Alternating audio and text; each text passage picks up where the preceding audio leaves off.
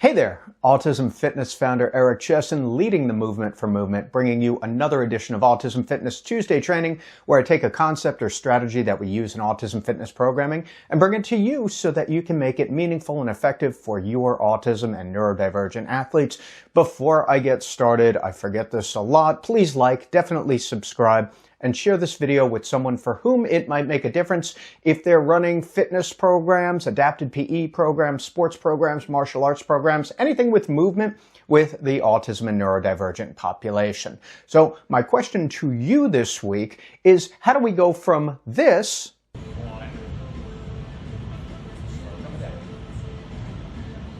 Two, that was fantastic. Three, there you go. Foot down. Get them, wow.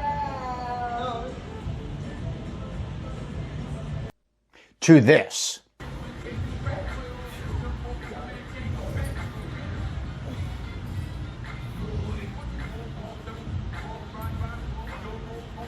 We're talking about progressions. Now, I've done plenty of content regarding how we need to modify exercises because many of our athletes, when we're first starting with them, or it can take a while, so not only when we're first starting, but along the journey, have strength and motor deficits, and we need to meet those skills where they're currently at by providing a modified variation of whatever exercise we are using, whether it is a squat or a medicine ball push throw or a band pull down or a band row or a farmer's walk. We need every exercise to be scalable. So how do we make a decision about when the athlete is ready to progress? And there are two basic types of progression. There's a specific and there's a general. There's a specific progression, and by the way, I should define it. So a progression is when we are adding an element or an aspect of challenge to a particular exercise. So for example, with the overhead press, we can start with a mirror prompt for that athlete because they need some type of visual guidance to perform the exercise with full range of motion and motor control. Great. And that athlete may be starting with just 8 repetitions. So one progression might be to increase from 8 repetitions to 10 repetitions. Another progression might be adding weight to that. So they're starting off with 4-pound sandbells and going up to 6-pound sandbells. Another progression might just be adding a third or fourth or even fifth set. So there are different ways to progress that exercise. For some athletes, if we're looking at a specific progression, it may be just fading back that prompt. So we're giving them that extra visual guidance for that press.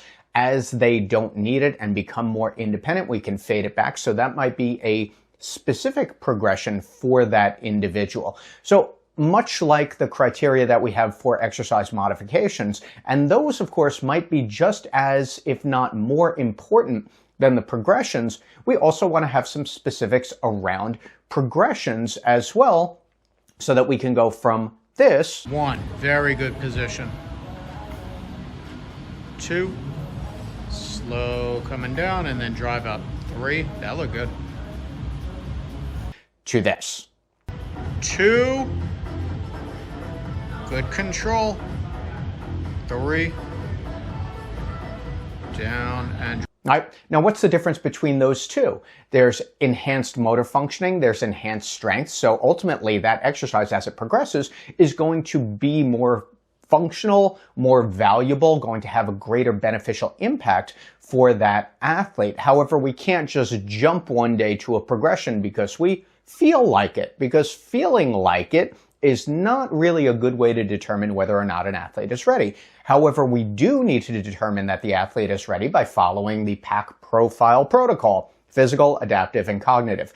Physically, is the athlete ready to progress? Well, one question that we can ask is, have they met this criteria for an extended period of time over the course of maybe 2 sessions or 3 sessions? Have they been doing the same level of challenge of that exercise?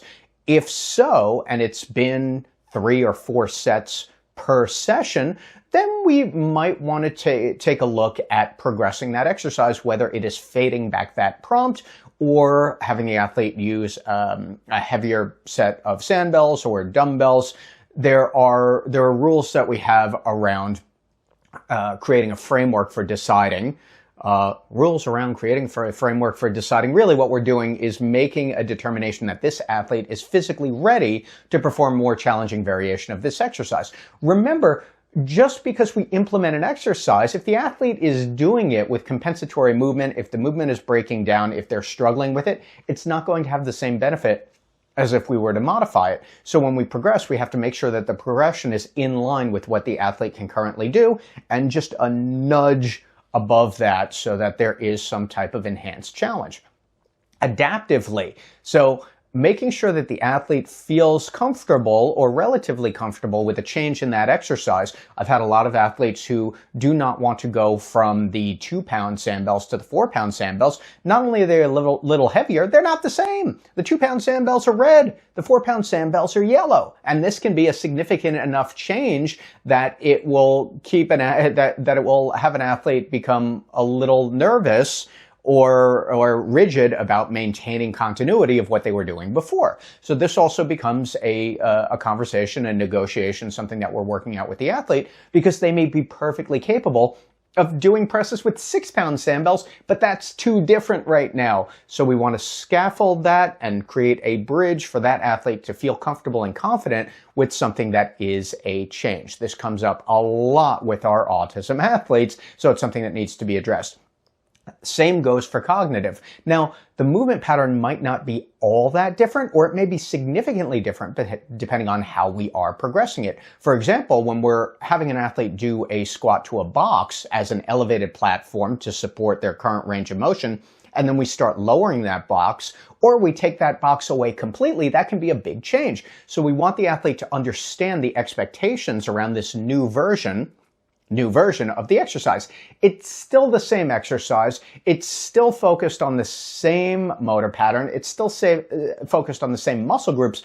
But if it's enhanced and it's more challenging, we want the athlete to understand that now they're doing this variation, or now we're adding, whether it's 2 pounds or 10 pounds, we want the athlete to understand that there is going to be some type of change with this exercise. Now, caveat to that, sometimes we get athletes who can get really overwhelmed or perseverate on the fact that there is change. So we might just want to mention it in passing. Again, not handing an athlete a pair of 25-pound dumbbells when they were just using a pair of 12-pound dumbbells.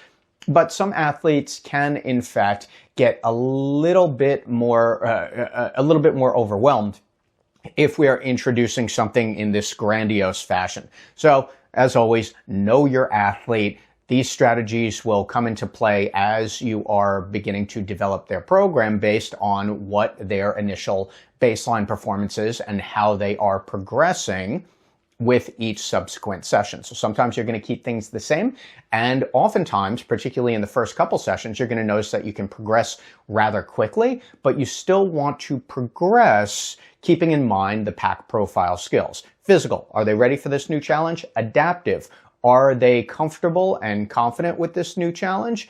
Have they bought into it? And cognitively, do they understand the expectation, especially if the exercise is changing a little bit or changing significantly? Again, if we take that box away from the squat, it may seem like a whole new exercise, even though it is still a squat. So I hope these examples have been helpful for you. I'd love to know what you think. How do you use modifications and progressions in your own programs? How can this help enhance your programs in a way that is conducive to your athletes developing skills that they are going to generalize out there in the real world? Because that's what we're supposed to be doing as coaches, as programmers. So that is a roundabout way of saying, know your athlete, understanding the pack profile skills as they need to be understood in order to enhance and develop your programming. And of course, comment. I'd love to know what you think, and I'd love to know if you have questions that you'd like me to cover in a future edition of Autism Fitness Tuesday training. And if you are ready to join the movement for movement and become an Autism Fitness Certified Pro anywhere in the world, just go to autismfitness.com. You can download the course syllabus for the pro course, the expert course, and yes, even the master level course, and check out the site certification program as well. I'm Autism Fitness founder Eric Chessen, leading that very same movement for movement. Thank you very much for watching.